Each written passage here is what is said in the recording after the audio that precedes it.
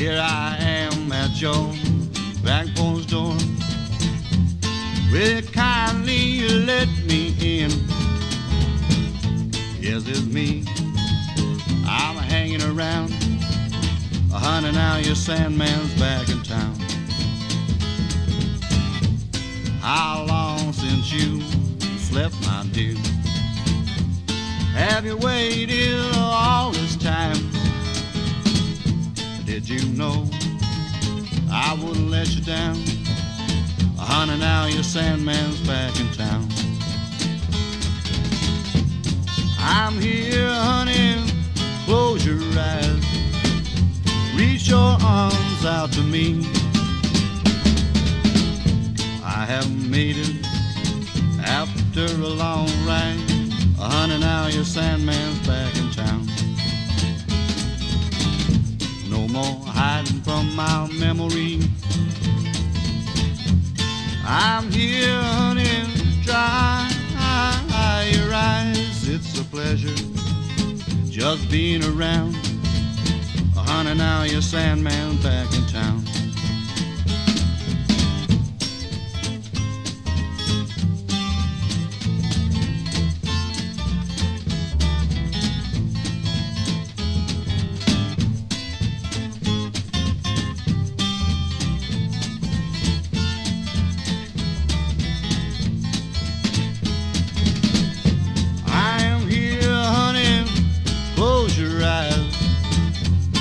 Your arms out to me. I have made it after such a long ride. Honey, now your Sandman's back in town. Honey, now your Sandman's back in town. Honey, now your Sandman's back in town.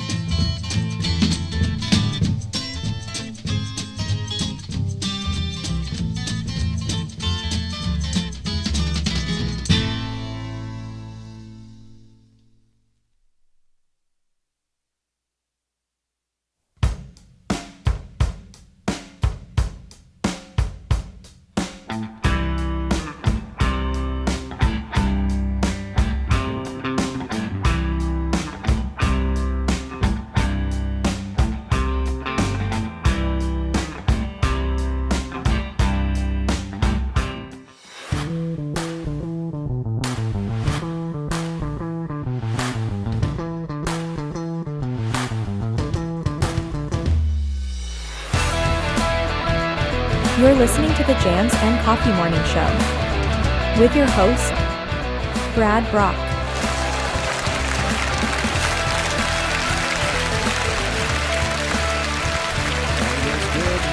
Good morning, jammers. And welcome to Jams and Coffee here in the morning. I am Brad Brock, and I'll be your host this morning. Thank you so much for joining me via YouTube or listening on JNC Radio via the LIVE365 Radio App. And a thank you to those of you listening over on Facebook. If you want to join the real party, come on over to YouTube. The link to the YouTube video is actually right there in the description of the video you're watching on Facebook. We love you, but the love for Facebook is not so strong. So come on over to YouTube and join the party. Much more fun over there. You can hang out with Philip.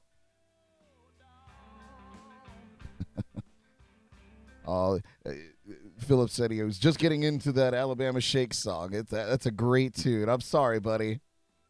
I'll play it again later on. Later on in the day. Just keep tuned in to Live365 JNC Radio. Well, I hope everybody enjoyed their Wednesday. And I hope everybody is enjoying so far their Thursday. It's been, it's quite early, so I haven't delved too far into the day.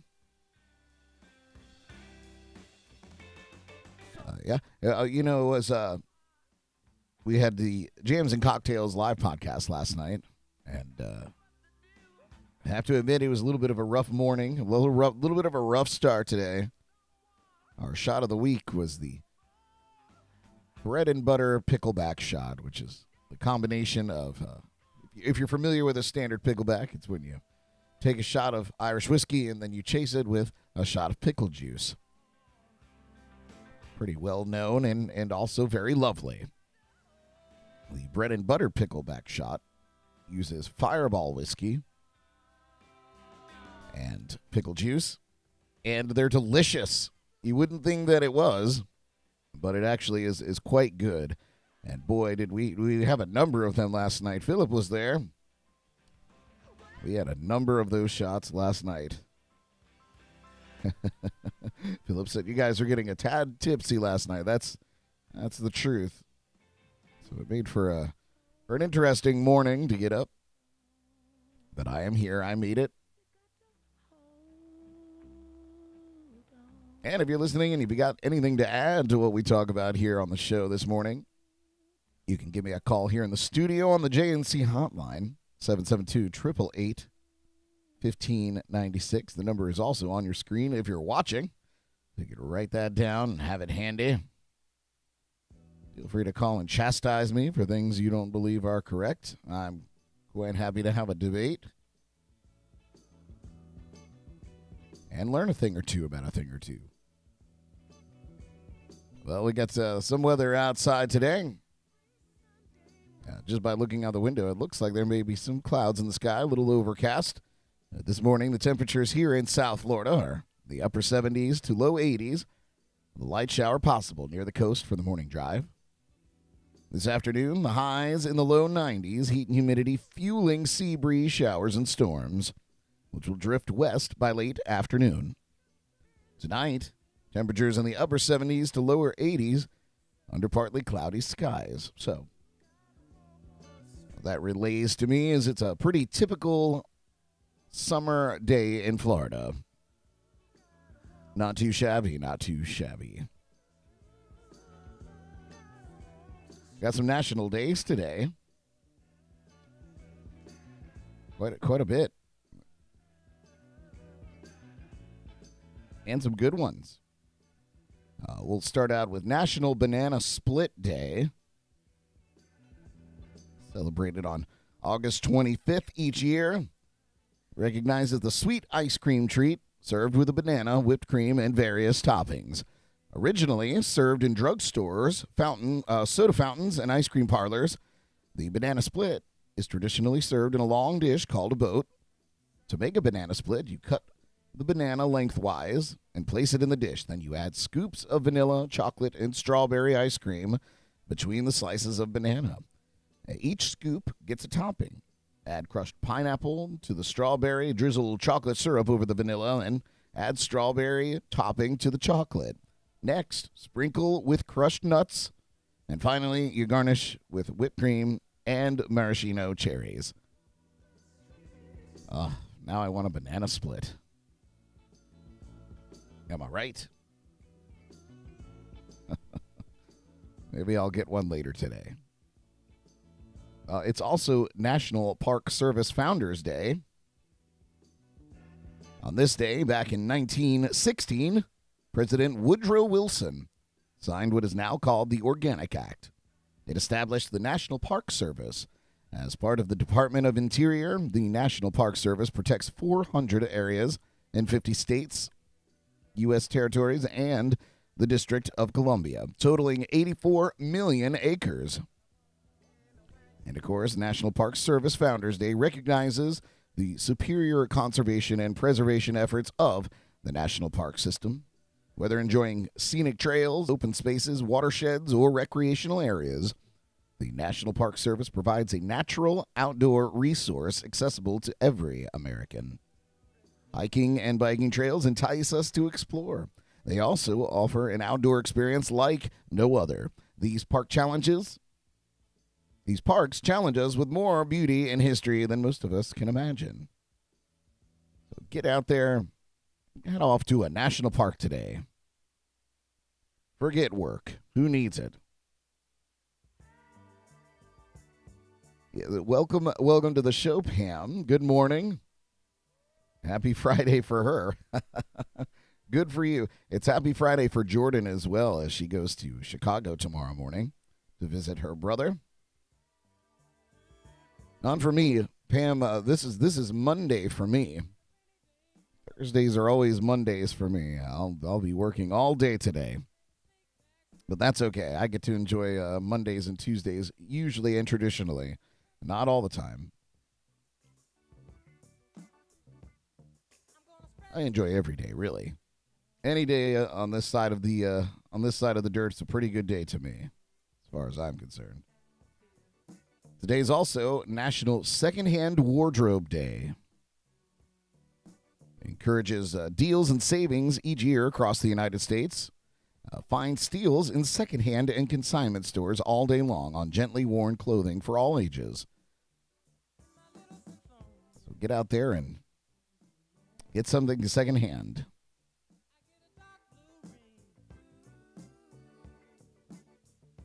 Today is also National Kiss and Make-up Day. Reminds us to end the quarrels, arguments, and fights. Instead, come to an agreement with anyone you've had a disagreement with on National Kiss and Make-up Day. Similar to the April 2nd National Reconciliation Day, this National Day gives us a chance to make amends.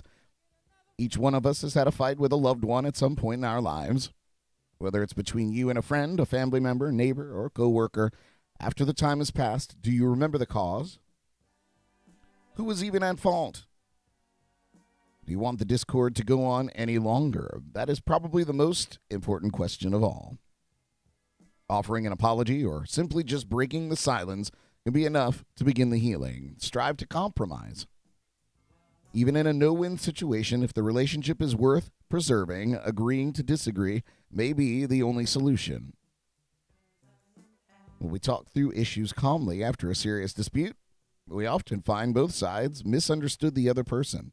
Looking back, hopefully, we could find something to laugh about and repair the relationship. A little factoid.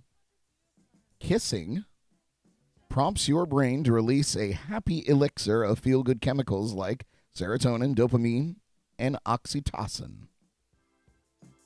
This isn't only important for your happiness, that it may also help strengthen your relationship. So get out there and kiss and make up today. Seems like a good day to do it. Perhaps do it over a whiskey sour, because today is also National Whiskey Sour Day. Traditionally garnished with a half an orange and a maraschino cherry, a whiskey sour is a mixed drink containing whiskey, often bourbon, lemon juice, and sugar. Whiskey sours are shaken, then either served straight or over ice.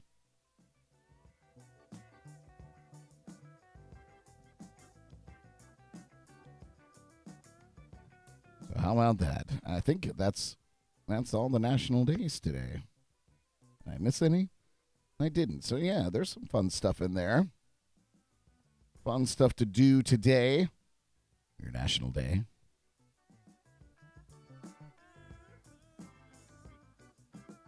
A little bit of sad news there. On this day back in 2001, all the way back in 2001, American singer-songwriter and actress Aaliyah was killed in a plane crash in the Bahamas. She was only 22 years old when the small Cessna plane crashed a few minutes after takeoff, killing everybody on board, with exception to 4 passengers who were pulled from the wreckage but later died. Aaliyah had been filming a video for her latest release, Rock the Boat, on the island. I can't believe that happened back in 2001. Time is perpetual, is it not? Well, you guys, we're going to take a quick musical break. And when we come back, a new study has discovered a new treatment that could treat raging alcohol addiction. And the treatment may surprise you. It certainly did for me. We'll talk about it when we come back. You're watching or listening to Jams and Coffee in the Morning. We'll be right back. Oh, I'm amazed. I've lived this long, lived a life this way. Oh, don't you know where the sun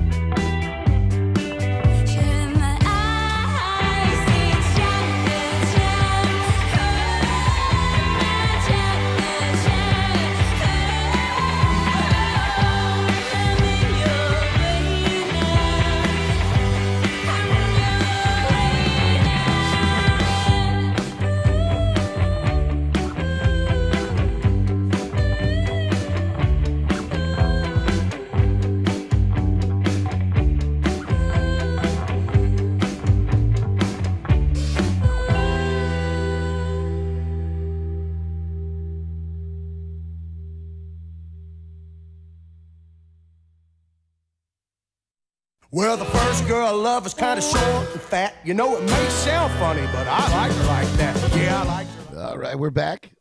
Jams and coffee in the morning. Oh, boy, I had a little frog in my throat there. I was just responding to some comments over on Facebook.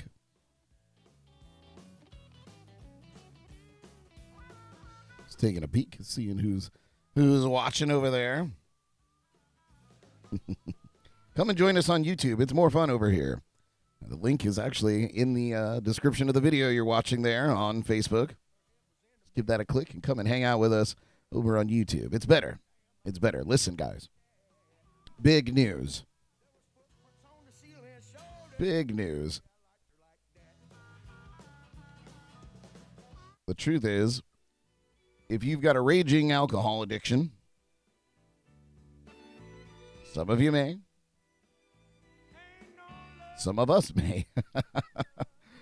Listen, magic mushrooms could treat alcohol addiction, a trial finds.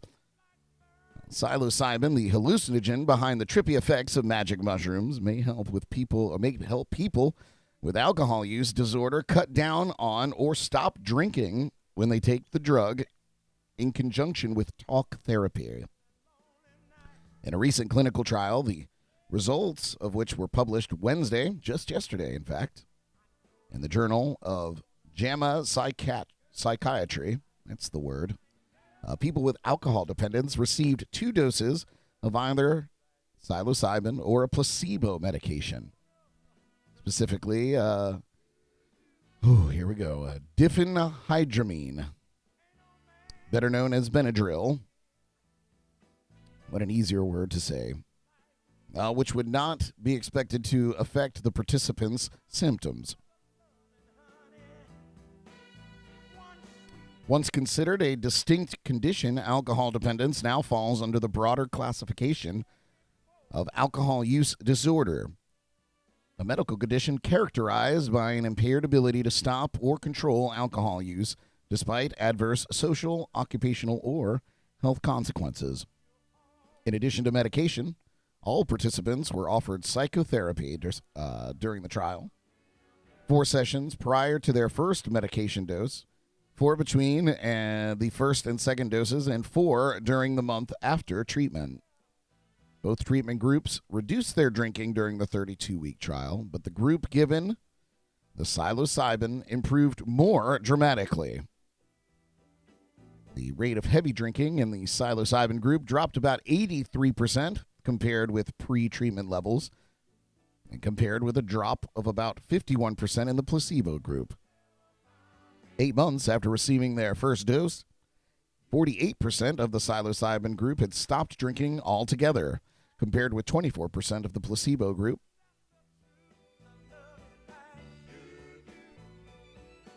John Costas, a trial participant in the psilocybin group, told reporters in a news conference yesterday, "I stopped drinking right after my first psilocybin session. It worked quickly for me. This eliminated all my cravings." Now, the therapeutic efforts of psilocybin and therapy were considerably larger than those reported for existing drugs used to treat alcohol use disorder, and it's remarkable. The effects persisted for months after treatment.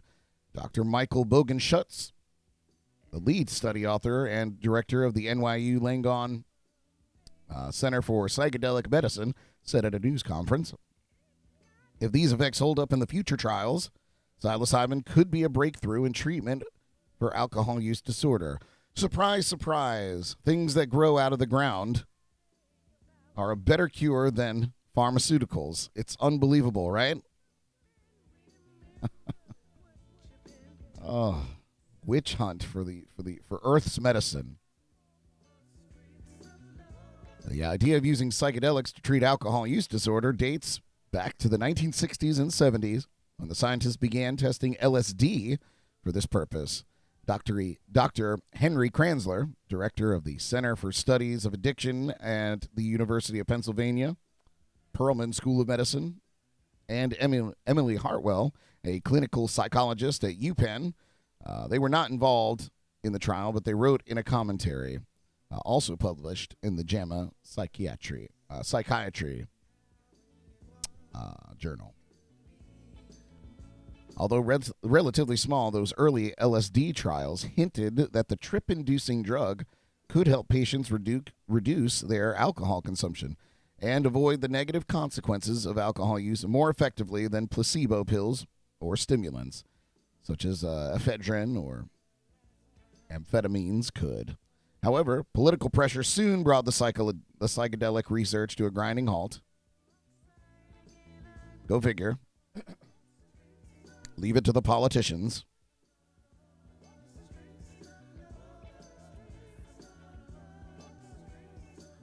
The new trial included 93 participants, ages 25 to 65, who had been diagnosed with alcohol dependence based on criteria in the 4th edition of the Diagnostic and Statistical Manual of Mental Disorders. That's a mouthful. In the newer DSM-5, the condition would be classified as alcohol use disorder. In the 12 weeks prior to screening, the participants drank alcohol on 3/4 of the days included in that time frame, and they drank heavily on more than half of the days. Listen how they classify heavy drinking, you guys. Heavy drinking is defined as 5 or more drinks in a day for men and 4 or more drinks in a day for women. Whoops. Once recruited, the participants were randomly sorted into 2 treatment groups, the psilocybin or placebo, and in an attempt to reduce bias, both the participants and the trial organizers were unaware of these assignments. However, more than 90% of the participants and supervising therapists correctly guessed which medication had been administered, likely due to the drug's dissimilar effects. This somewhat limits the study results because the trial was not truly double-blinded as intended. Diphenhydramine can be mildly psychoactive as the doses used in the trial, but the placebo still didn't come close to mimicking the mind-altering effects of psilocybin. This lack of appropriate placebos is an inherent challenge of conducting psychedelic research. Treatment sessions took place 4 weeks apart and were supervised by a team of therapists and medical staff. Participants received a slightly higher drug dose during their second session, provided they agreed to the increase. At the first session, people in the psilocybin group received 25 milligrams per 154 pounds of body weight, and during the second, the dose was either 30 milligrams or 40 milligrams for the same amount of weight, depending on how intense each participant's first trip had been. Several mild, short-lived side effects, including headache, nausea, and anxiousness, were more common in the psilocybin group than in the placebo group, naturally. That said, several serious adverse events took place outside the clinic during the trial, and all of these occurred in the placebo group. These included severe vomiting and psychiatric admissions due to suicidal ideation that happened during binge drinking episodes.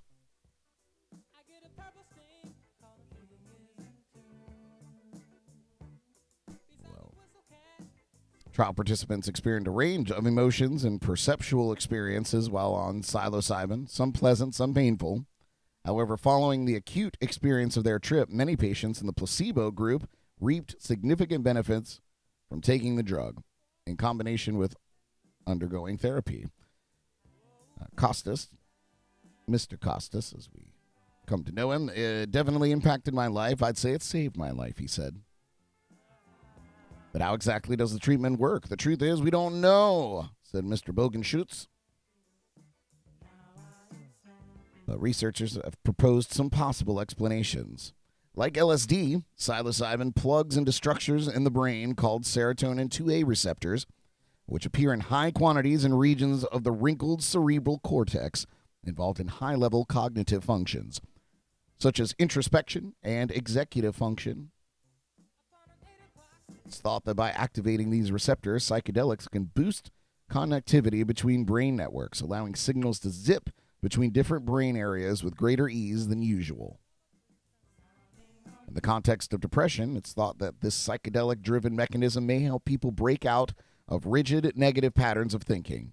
More broadly, psilocybin may reset the brain circuits in such a way that learning new things is possible In a way, it wasn't before. Dr. Charles Marmar, the chair of the Department of Psychiatry, man, that's a hard word for me to say, at NYU Langhorne Health said in a news conference. This, in turn, may accelerate the learning process facilitated by talk therapy, he said. Bogenschutz said we can hypothesize there's this enhanced potential for change in the context of therapy. The psilocybin may enhance the ability of people to make those changes. But again, more research is needed to fully understand the mechanism by which psilocybin treats alcohol addiction. Next year, Bogenschutz and his colleagues will launch a larger trial that will take place at 15 sites and likely take 2 to 3 years to complete. At that point, the U.S. Food and Drug Administration will dictate if and when the treatment can be approved for widespread use. Although the timeline for when that may happen is uncertain, Marmar said the NYU team anticipates the approval will eventually come. So check that out. Eating mushrooms may help you get over your alcohol problem. Oh, right. What do we got over here in the comments? Philip said shrooms. The younger ones at Bonnaroo Music Festival, where we live, always ask, do you have any shrooms or shine? Put them both together. He said college-age kids, that is, of course, not the younger ones. You don't have 5-year-olds coming up, man. Got any shrooms? Paul, give us the details on your conference call that you're listening to. We want to know all the nitty-gritty going on there. All right, here. Hey, I have a great story I'm going to get to a little bit later on, directed just at the gentleman. But here locally in Port St. Lucie, it seems that overnight they changed the residential speed limits, and I have to admit I'm not opposed to this at all. I'm not sure that it'll solve the problem, but I'm not opposed to dropping the speed limit. In the city of Port St. Lucie, they've completed a big project to reduce speed limits in residential areas across the city. The speed limit dropped from 30 to 25 miles per hour just yesterday. And it's only a difference of 5 miles per hour, but police said that it's enough to make a big difference. Master Officer Walter Wyckoff said speeding is our #1 complaint in the city. Last year, we wrote over 50,000 citations throughout the city. Port St. Lucie police started warning drivers that speed limits in all residential areas have dropped from 30 to 25 miles per hour on Wednesday. And the speed limit has recently been reduced to 25 miles per hour in a residential area, and you were doing 34, Wyckoff said. Mike Walcott was one of the drivers pulled over. Sorry about your luck, Mike. Walcott said, we live maybe 2-3 miles from here, and I use this road all the time to get back on Parr, which is a street in Port St. Lucie, but I did not know about the speed. But even he's glad to know his own neighborhood street speed limit will be lower. Walcott said, I respect that. I'll be even more cautious, and I'll spread the word around. Officer Wyckoff plans to mostly give warnings for now. He said, I think over the next 30 to 60 days, we'll focus on education. Very nice of him. However, Port St. Lucie police warns that if you're going well over the speed limit in a residential neighborhood, you will likely get a ticket. If you're doing 20 or 30 miles over the speed limit, you stand a very good chance of being cited, said Wyckoff. For police, this was a long time coming, about a year in the works. He said that about 1,100 signs had to be changed throughout the city. So to get to this point is very exciting. And studies show that even this slight change could be life-saving. The Institute of Transport Engineers shows someone hit by a car going 32 miles per hour has a 25% risk of death. At 23 miles per hour, just 9 miles per hour slower, that death risk drops to 10%. Officer Wyckoff said Port St. Lucie is a neighborhood community. So we have kids playing in the streets, pedestrians walking, bicycling. So it's even more imperative that you slow down in our residential areas. This is Port St. Lucie's way of also keeping up with national trends of dropping speed limits, not just to decrease speed complaints, but to make every neighborhood a little bit safer. What do you guys think? I think 25 miles per hour is too slow in a residential area. My personal opinion is that I think it's just fine. But let me know what you think.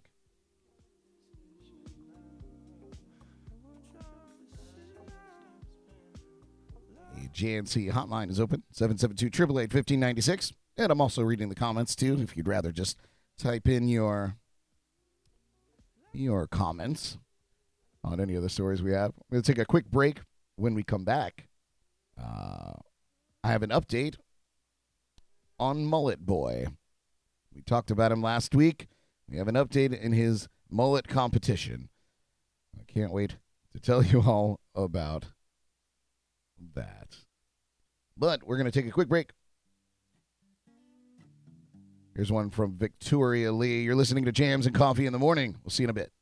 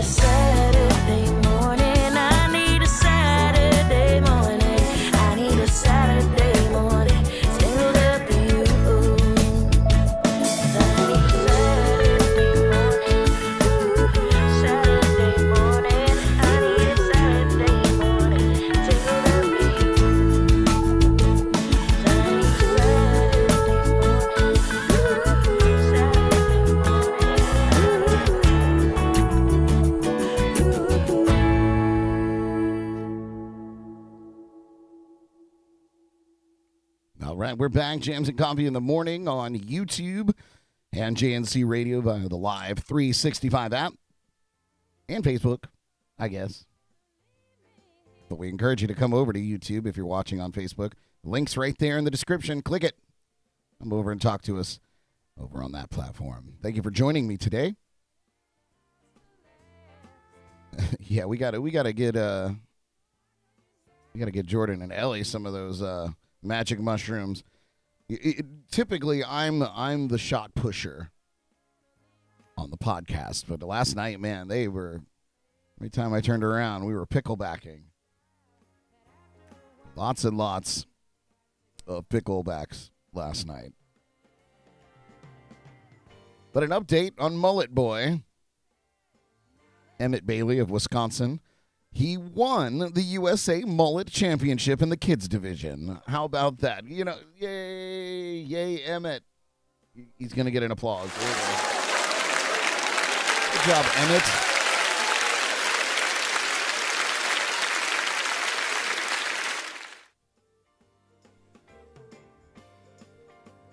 Eight-year-old Emmett said, I just wanted cool hockey hair. The eight-year-old boy has been rocking business in the front and party in the back for the past couple of years now. Emmett and his father said they weren't expecting to win. Friday night at the football game, they were handing out flyers with QR codes to vote for Emmett. It was a fun experience. Just how many people were backing this little guy, said Eric Bailey. Emmett says he plans to buy a go-kart with his $2,500 prize. Since being crowned the USA Mullet Champion, Emmett has been getting a lot of attention, including being asked to throw the first pitch at a Milwaukee Brewers game in September. How about that? He hopes to rock his iconic hairdo for years to come. So congratulations again, Emmett the Mullet Boy. I love stories like I love we have a story and then we have the follow up and it's exactly the outcome that you want.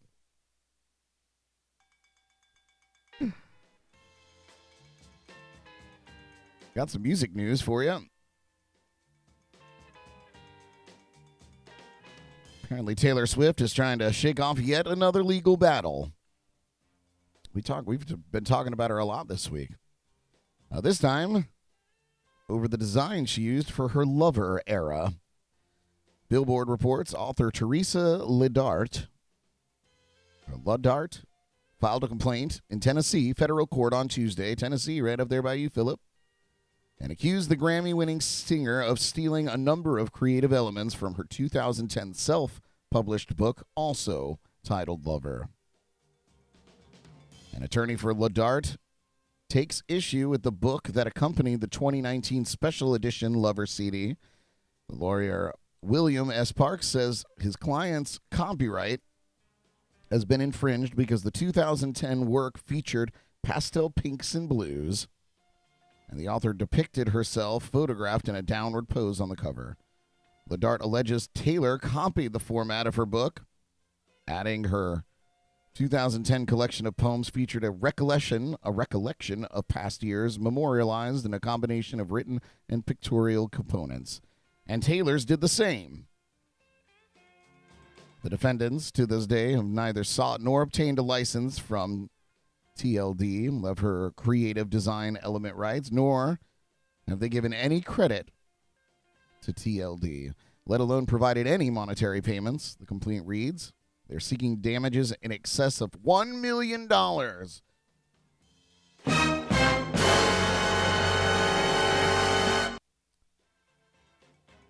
Legal experts have weighed in on Billboard and say the case is unlikely to succeed. Litigator Aaron Moss told the outlet, the idea of memorializing a series of recollections over a number of years by interspersing written and pictorial components isn't protectable. This lawsuit should be thrown out on a motion to dismiss. Now, Taylor's facing a separate case where she stands accused of copying lyrics for her 2014 Shake It Off from 3LW's 2001 song Play Is Gon' Play. Her team is asking for a judge to rule without a trial. I'm interested, though. I'm interested to see the similarities between these two publications. I might have to look it up real quick, you guys. Let's take a peek, huh?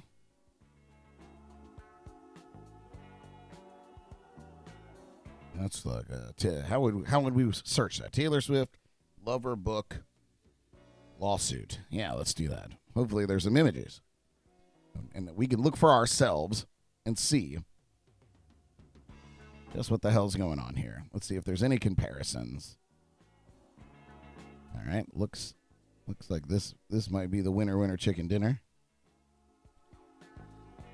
I see similarities, but I can't say that I would expect to sue over this. I'm gonna put it on the screen. Let me know what you guys think here. Do you think that these two covers are so alike that we could be sued over? Or that Taylor had any idea that she was copying this woman's book cover? Not gonna lie, Teresa needs to get a better graphic designer, I think. The dog's cute. Yeah, I don't think that stands a chance. Now, the lawsuit goes further to say that, of course, there's the content of the book as well. Because apparently, Taylor's lover is, a collection of poems, the recollections, and so is Lover by Teresa. So perhaps it goes on further than that, but yeah, I don't see the similarity at all. Yeah, coming from a graphic designer. Yeah, I feel like the little heart border is some clip art you find on clipart.com. Yeah, well, you know what, Philip, he put poor Taylor in quotes, and I get it, but I still don't necessarily think it's fair that these frivolous lawsuits, just because you did something that hit and you become a megastar, to just be barraged by these legal suits from money grabbers. I don't think it's fair. I think that there should be more legislation about these frivolous lawsuits, but it keeps the judges employed, and hopefully they make the right decision and probably dismiss that one. Now, of course, if my foot was in that shoe, I'd be cursing me. Stay out of my business, Brad Brock. Tell them what to do. My lawsuit. I need to have my Taylor Swift money. I get it. You're right.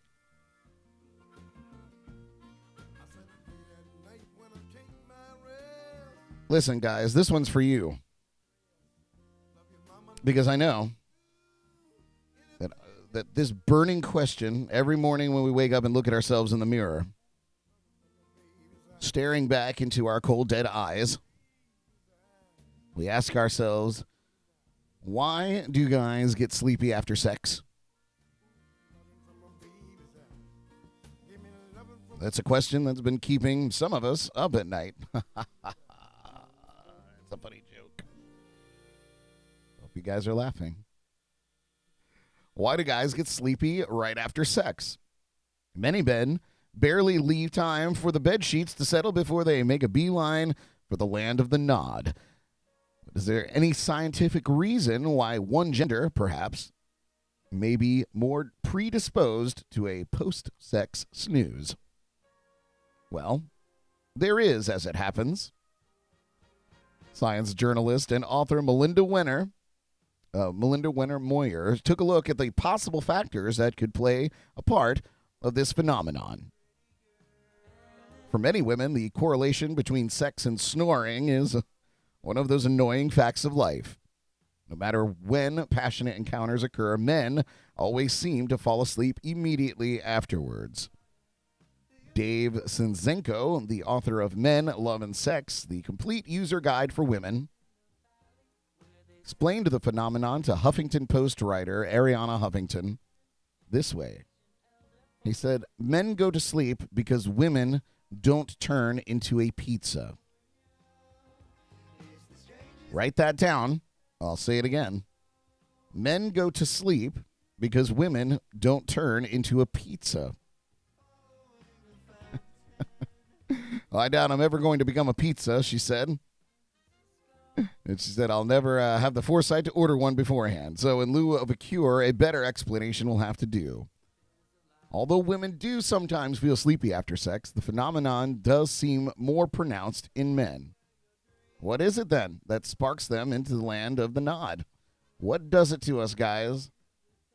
Well, first, the obvious reasons for sex somnolent sway. The act frequently takes place at night in a bed and is, after all, physically exhausting. Often more so for the man than the woman, although this certainly varies.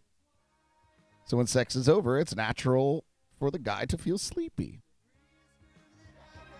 Now, secondly, research using positron emission tomography, we'll call it PET scans, has shown that in order for a person to reach orgasm, we're going to have fun words in this article today, guys and gals. In order for a person to reach orgasm, a primary requirement is to let go of all fear and anxiety. Doing so also tends to be relaxing and might explain the tendency to snooze. Then there's the biochemistry of the orgasm itself. Research shows that during ejaculation, men release a cocktail of brain chemicals, including norepinephrine, serotonin, oxytocin, vasopressin, nitric oxide, and the hormone prolactin. Lot going on up there. A lot going on up there more than usual, I suppose. The release of prolactin is linked to the feeling of sexual satisfaction. It also mediates the recovery time that men are well aware of. The time a guy must wait before giving it another go, you know what I'm saying? Studies have also shown that men deficient in prolactin have faster recovery times. So if you're ready to go immediately after, you might have a deficiency in your brain. I must have a perfect brain because,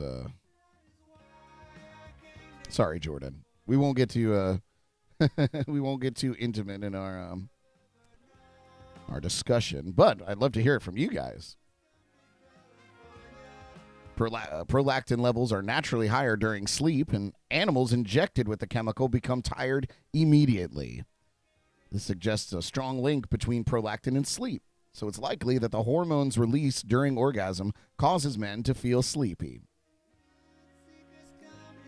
Side note, prolactin also explains why men are sleepier after intercourse than after masturbation. For unknown reasons, intercourse orgasms release 4 times more prolactin than the alternative there, according to a recent study. Oxytocin and vasopressin, 2 other chemicals released during orgasm, are also associated with sleep. Their release frequently accompanies that of melatonin, the primary hormone that regulates our body's clock. Oxytocin, that sounds more medical, is also thought to reduce stress levels, which again could lead to relaxation and sleepiness. But what about the evolutionary reasons for post-sex sleepiness? Well, this is trickier to explain. Evolutionarily speaking, a man's primary goal is to produce as many offspring as possible, and sleeping doesn't exactly help with that quest. But perhaps, since he cannot immediately run off with another woman, that recovery time, re-energizing himself via sleep may be the best use of his time. And although there is conflicting information as to whether women feel sleepy after sex, a woman often falls asleep with the man anyway, or uses it as some key cuddling time. Am I right, ladies? Which is good news for him. It means she's not off finding another mate. The man wakes up and she's still there. He just might be ready to go again. Philip says, I get sleepy after hallway sex, but I thought it was just because I'm lazy. No, Philip, there's a scientific reason. I do have a question to ask you guys when I finish this article. It is also possible that sleepiness is just a side effect associated with a more evolutionarily important reason for the release of oxytocin and vasopressin. In addition to being associated with sleep, both chemicals are also intimately involved in what is called pair bonding, which is the social attachment human mates commonly share. The release of these brain chemicals during orgasm heightens feelings of bonding and trust between sexual partners, which may partially explain the link between sex and emotional attachment. Makes sense. This bond is favorable should the couple have a baby, as cooperative child rearing maximizes the young one's chances for survival. The bottom line is, there are many potential biochemical and evolutionary reasons for post-sex sleepiness, some direct and some indirect. But no one has yet pinpointed the exact causes. One thing, however, is certain. Females better get used to it, because it doesn't look like it's going to change anytime soon. And I'll leave frustrated American women with one final thought. If you're upset with the ubiquity of the post-sex snoring phenomenon, remember that things could be a lot worse. A recent survey of 10,000 Englishmen revealed that 48% actually fall asleep during sex. Talk about coitus interruptus. How about that? Now, my question I have for you guys is, do you have more sex? And this is a personal question, so you don't have to answer. But I'd like to know, do you have more sex or find that your more sexual encounters happen between you and your partners at night or during the day, either in the morning or the afternoon? Let me know. I'll let you know for me, and this is a little, this is personal. You're getting to know old Brad just a little bit more. I find that it happens more during the day than it does at night. And I feel like I'm going to take the flack for most of that. I work nights, and when I get home, I'm exhausted. So and for me, as soon as my head hits the pillow, it's mere moments before I fall asleep. Sometimes I don't even remember laying my head down, not because I've been drinking all night, but just because I do not have a problem falling asleep whatsoever. I could fall asleep right here on camera with you guys and have a wonderful nap. So I find that I'm more energized during the day and, truth be told, more free time during the days. Whatever free time is, anyway. But yeah, so I don't know. Is that strange? Is it strange that nighttime nookie is not to say it doesn't happen, you guys, but it's not as often as daytime. I always thought that was interesting. I always thought I was a little weird. But let me know. Am I weird in that respect? I know I'm weird otherwise.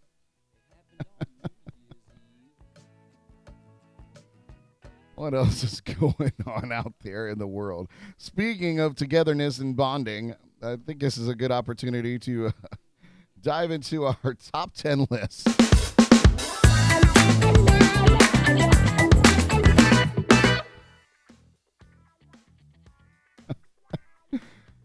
This is a stupid list. I'm very excited to share it with you. Now, most of us are quite happy to assume that people are people. Cats are cats and rocks are rocks. Am I right?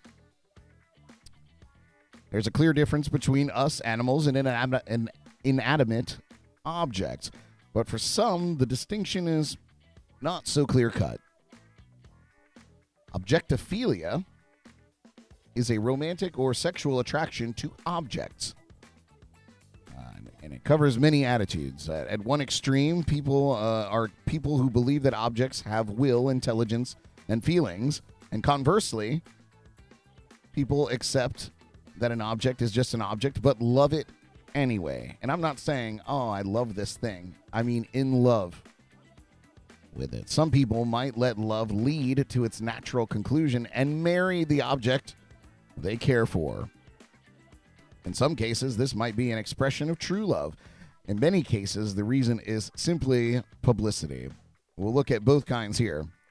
Some people are, and institutions will officiate at a wedding between a person and the object of their desire. These marriages are not legally recognized anywhere. But let's get to it. Here are the top 10 everyday objects that people have married. Oh, get ready for a chuckle on this one. How much do you love your phone? Well, when the artist and director Aaron Chervenak got married in the Little Vegas chapel, he certainly looked the part. Formally dressed, he was in every inch in the elegant groom. His bride-to-be, however, was definitely going to go for a more minimalist look. As the ceremony reached its climax, the officiant asked, "Do you, Aaron, take this smartphone to be your lawfully wedded wife? And do you also promise to love her, honor her, comfort her, and be faithful to her?"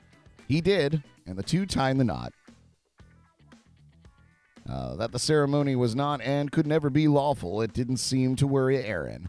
Neither did the fact that most people don't remain faithful to their smartphones for very long. Soon their eyes wander, and they decide to upgrade, leaving the old phone languishing in a drawer.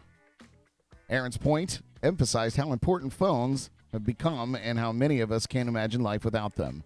The publicity didn't do any harm either, so congratulations, Aaron, on your nuptials with your cell phone. Number 9. A woman marries her briefcase after a 5-year relationship. It's not unusual to meet a partner in a local store. And Rain Gordon was in a hardware store when she met Gideon. This was in 2015, and Rain was 24 and from Moscow, Russia. The relationship with Gideon went well. And 5 years after their first meeting, the two got married. And this is their story. Rain had been shopping for a prop for a photo shoot when she found the love of her life. Gideon was the prop, because Gideon is a briefcase. Rain had always believed that objects have souls, and when very young, developed a crush on a new shopping center. She kept quiet about the affair, but saw no reason why she shouldn't be open about her love for Gideon. She's adamant that her relationships with real men have never been as satisfying as her relationship with her briefcase. Congratulations, Rain and Gideon. Number 8 on this list. If you're like me, you sometimes find it difficult to get up in the morning, and you might be tempted to prolong your relationship with your duvet. Well, in Britain, February can be a miserable month, and many would like to spend it in bed rather than in the office. Pascal went one step further. In a ceremony in Exeter, Pascal married her duvet. Anyone could attend as long as they wore bedroom clothes, and 120 guests turned up. Pascal, resplendent in slippers and pajamas, beamed happily as she tied the knot. Her long-term partner, Johnny, kept his thoughts to himself. Pascal was happy to admit that her marriage was a gimmick, but she had a serious purpose. She wanted to draw attention to the problem of loneliness in modern society and chose a date just before Valentine's Day to get maximum attention, and she got it. Philip said this list should have the Siri love story too in it. We'll see. We'll see if it does, Philip. Number 7 on this list. Ned Neffer met his wife's head in 1986 and provided her with a body over the next few years. According to Ned, she instructed him on how to do it, and she's always been the driving force behind the relationship. When Ned had finished assembling his wife Tegan, they married at a private ceremony in California. Ned, speaking for both of them, said, "We weren't legally married, but on the ocean we took our vows. We said words to each other that we've done our best to live by them." Tegan appreciates the open air, and Ned indulged her by taking her for a walk around rural New York in 2011. Tegan was in a wheelchair. Police talked to him, but refused to arrest him because he seemed harmless and happy. I'm assuming it doesn't say in this article. I'm assuming that Tegan is a mannequin. That's the assumption that I'm getting out of here. It doesn't say. It doesn't just says he puts her together. I don't know. Lego lady? I don't know, guys. Number 6. Robert Frost's poem, A Mending Wall, begins with the line, "Something there is that doesn't love a wall." Well, something perhaps, but someone did. Because this is a tragic tale of loss. When Germany, of course, was divided into two countries, the Democratic West and the Communist East, Berlin sat in East Germany. It was itself a divided city. To stop citizens from escaping from the communist sector into the democratic sectors, the East German authorities constructed a wall in 1961. The Berlin Wall was a symbol of division, but for Aisha Rita Berliner Mauer, ooh, that's a mouthful. Aisha Rita Berliner Mauer, a Swedish woman in her mid-20s at the time, the wall was an object of passion. Aisha had fallen for the wall when she was just 7 years old. And the year that the wall first saw the light of day, in 1979, as the wall turned 18, she married it. In the 80s, as the couple settled into married life, pressures were building that eventually saw the destruction of the Soviet system. An unwitting victim was, of course, the wall. The authorities tore it down in 1989. And the young widow turned her attention to railroad tracks, bridges, and fences, but nothing could replace the wall. Sadly, Aisha died in 2015, no doubt, still heartbroken. Sad story. That was a sad one.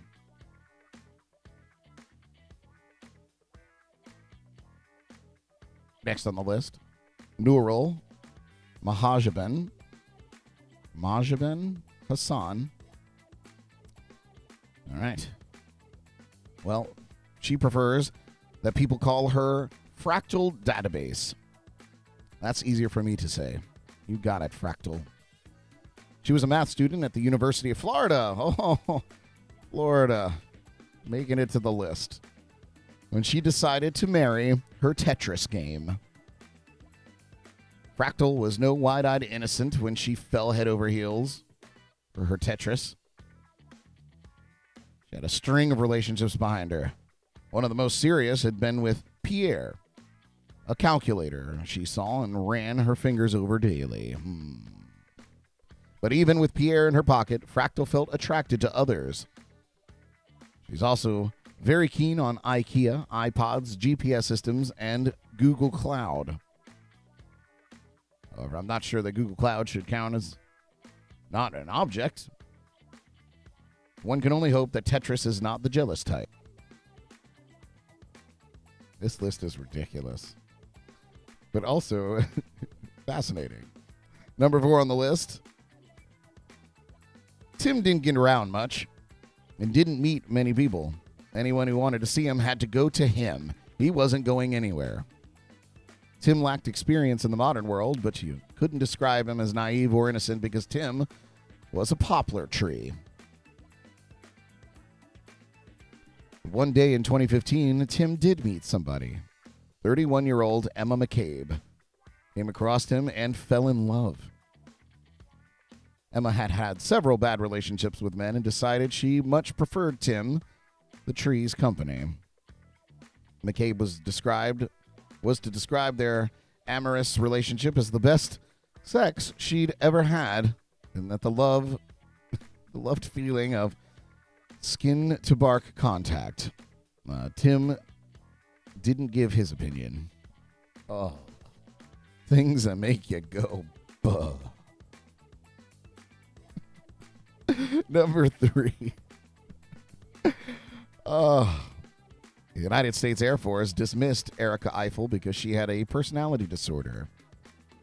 One indication of this was that while attending the Air Force Academy, she fell in love with an F-15 fighter jet. Now, who wouldn't fall in love with a machine like that? That's what I want to know.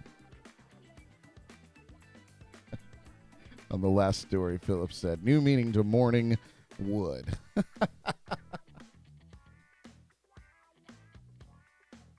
Oh, that's ridiculous. A talented archer, Eiffel credited her success in the sport to the relationship that she had with her favorite bow. It's fitting that Cupid had her in his sights when she first saw the Eiffel Tower in 2004. I see where this is going. She fell in love and married the tower in 2007.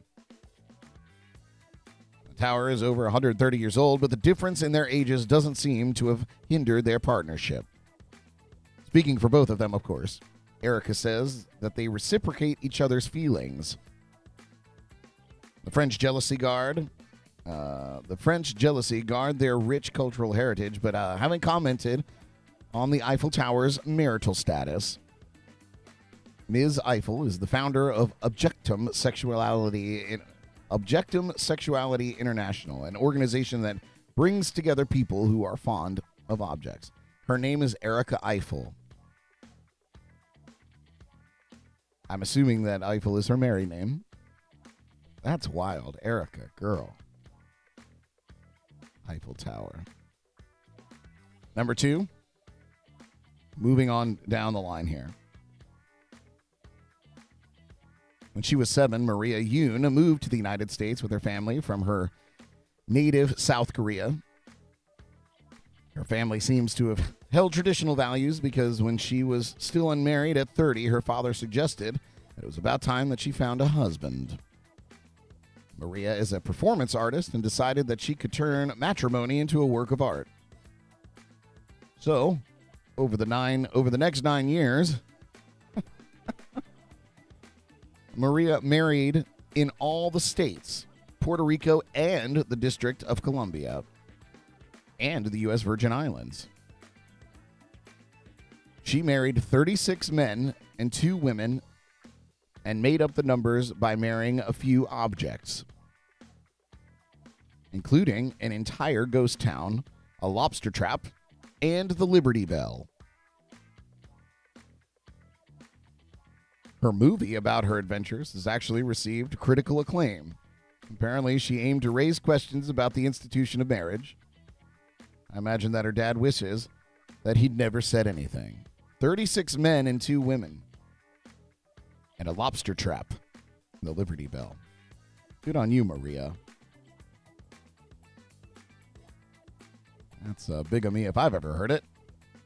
And finally, on this list, when Amy Wolf added her partner's surname Weber to her own, it showed her deep commitment to her marriage. Weber was the roller coaster manufacturer that Amy had fallen in love with. She didn't take the relationship lightly. She first fell in love with 1001 Knocked when she was 13, but still had to ride it 3,000 times before she was sure she was doing the right thing. The roller coaster was in Pennsylvania and she was in New York was no obstacle to the romance.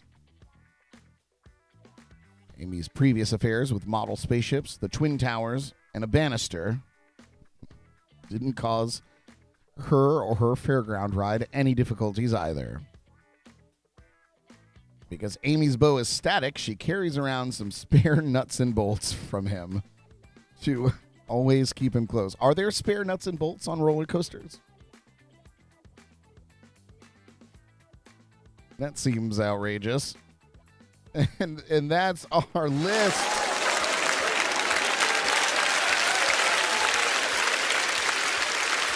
Real talk, though. Any of you had an object that you've felt attracted to in an emotional way?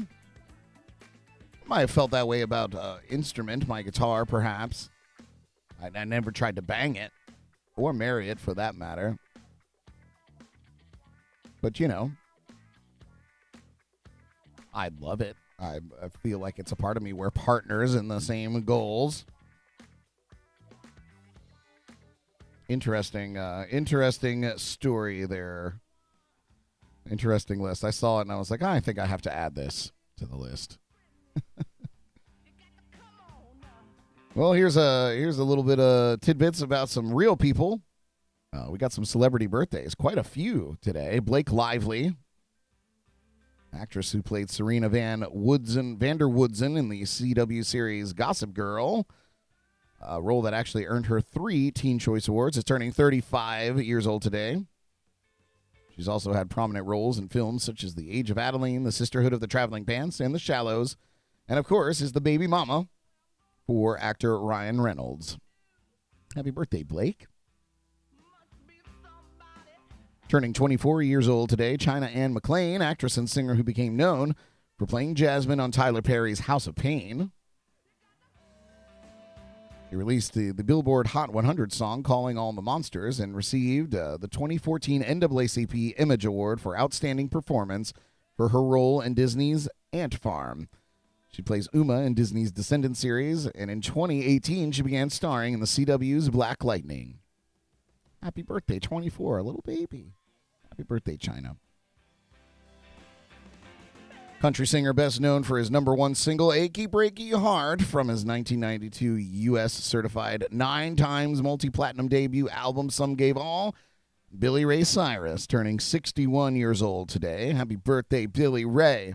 He also starred on the TV series Doc from 2001 to 2004, and, of course, on Disney's Hannah Montana, alongside his daughter Miley from 2006 to 2011. Director, producer, animator, and artist known for his highly stylized gothic fantasy films. That's right, Tim Burton, turning 64 years old today. His best-known features include Batman, Batman Returns, Ed Wood, Beetlejuice, Edward Scissorhands, Big Fish, which is a lovely film, and The Nightmare Before Christmas. Happy birthday, Tim Burton. Kel Mitchell is turning 44 years old today, sketch comedian with his partner Kenan Thompson on Nickelodeon's hit 1990s series, All That, and Kenan and Kel. He also starred alongside Kenan in the 1997 movie Good Burger. In 2015, he began playing the character Double G on the Nickelodeon series Game Shakers. Happy birthday, Kel Mitchell, 44. Woo! Unbelievable.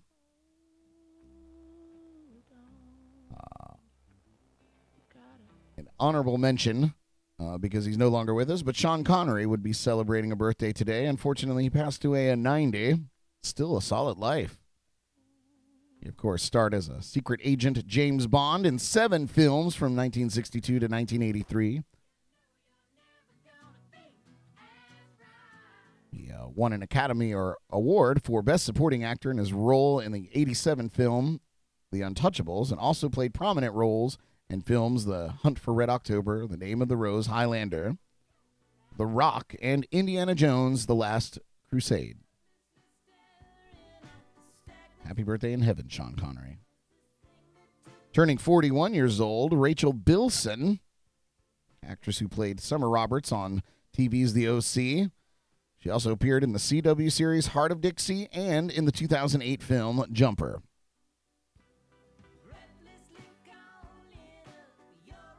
I agree with you, Philip. I always believed that Sean Connery was the best 007, although,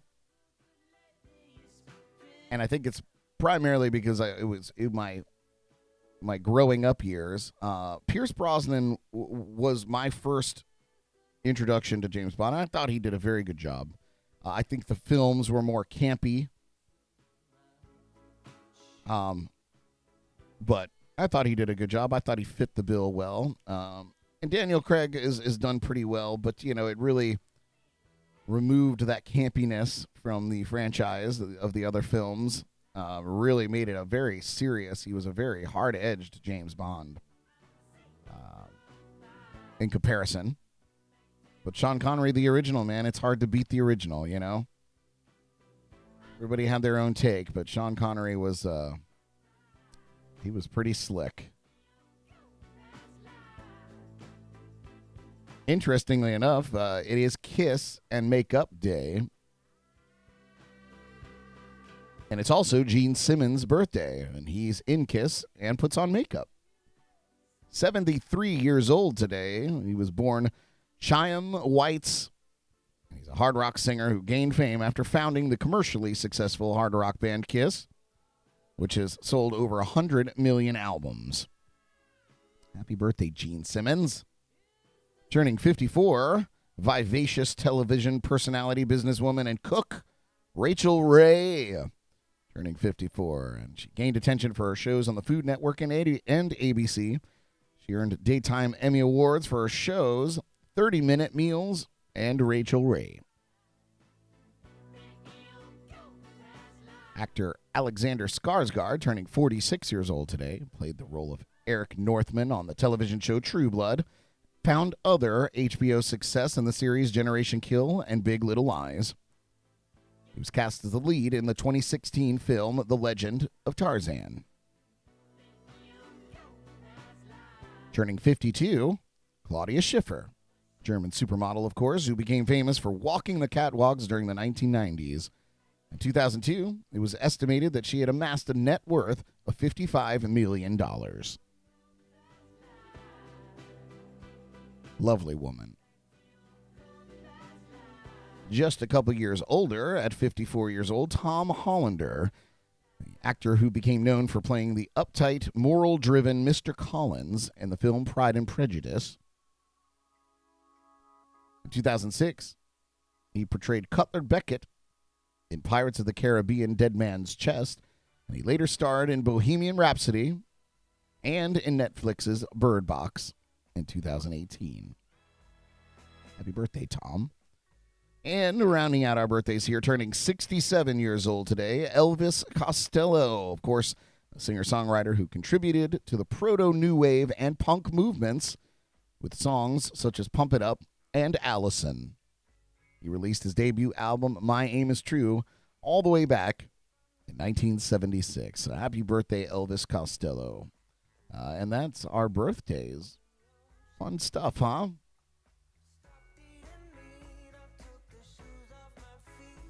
I hit you guys with, I do have one more story here, a music story. Headline reads, Sammy Hagar, who we've been talking about lately, says he jammed and wrote a song with Eddie Van Halen recently in a dream. Sammy's thankful to have repaired his friendship with Eddie Van Halen before the maestro's death in the fall of 2020. But even with Eddie now gone for close to 2 years, Sammy says their kinship remains intact. The pair even reunited in a dream and wrote a song together, Sammy says. He said, I shouldn't be hyping it now, telling Ultimate Classic Rock in a new interview. Nobody knows this but Michael Anthony, Jason Bonham, and Vic Johnson. About 2 months ago, I had this dream, and Eddie came to me. We were in a room with a bunch of people around. It was just like he'd been gone. It was not like he was past, but he'd just been out of my life, and we hadn't seen each other in a while. He's going, man, let's write some music. And I said, yeah, fuck it, man. Here, let's go. In the dream, the pair found a quiet corner and took out their guitars. Eddie played a guitar lick that reminded Sammy of one he showed him on their 2004 tour. Sammy replied by asking Eddie if he had anything new. Sammy said he did this harmonic thing and he slid up to a chord like a slide guitar. And we wrote a song with that lick. Hagar said of the dream. When the Red Rocker awoke, he remembered the lick Eddie showed him. He picked up his guitar and tried to reproduce it. After a while, he had the music for a new song. Said, I used the lick that he showed me in the song. I told Jason I just don't really know what to say lyrically. I've got goosebumps head to toe talking about it. So I wrote it. And we'll do that song someday, he said. Sammy decided to call the song Thank You because it was only written this summer It's too recent for inclusion on the Circle's new album, Crazy Times, and that's due out September 30th. Sammy didn't say whether he truly believes Eddie's spirit visited him in his dream, but he does feel strongly enough about Eddie's influence on the song that he plans to credit the guitarist as a co-writer and possibly donate the proceeds to charity. Hagar told the Washington Post in a 2001 interview that he and Eddie had talked about jamming together before Eddie's health took a turn for the worst in 2020. So, it's possible through the cosmic tether we may have some Eddie Van Halen music via Sammy Hagar's channelings. Interesting stuff.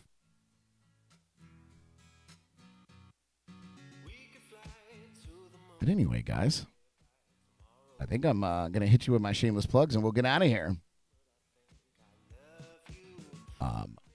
Be sure to go and check out the Jams and Cocktails podcast. Of course, airing live every Wednesday night at 8 p.m. Eastern. But you can review all of our past episodes right here on YouTube where you're watching this. And check it out. Last night's episode was a lot of fun.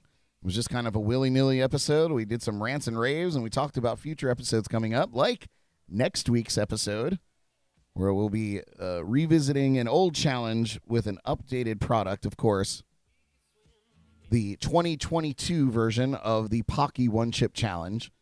Last time we did this, I was alone doing it by myself. Now we have enough for the entire crew. And I'm going to be putting a link to the Amazon page where you can get your own. And as I mentioned last night on the show, I'm going to try to put together some sort of Zoom meeting where anybody who wants to participate or has their own could log in, and we could put you up on the screen with us. We can all take it together. So I'm going to work on that, but I will put the link for you to go and get your Pocky One Chip Challenge if you're interested in taking it. Of course, my disclaimer is that if you are sensitive to anything in this chip or to heat in general, I don't recommend doing it. I won't call you a bitch because you don't want to do it. I'll let that slide.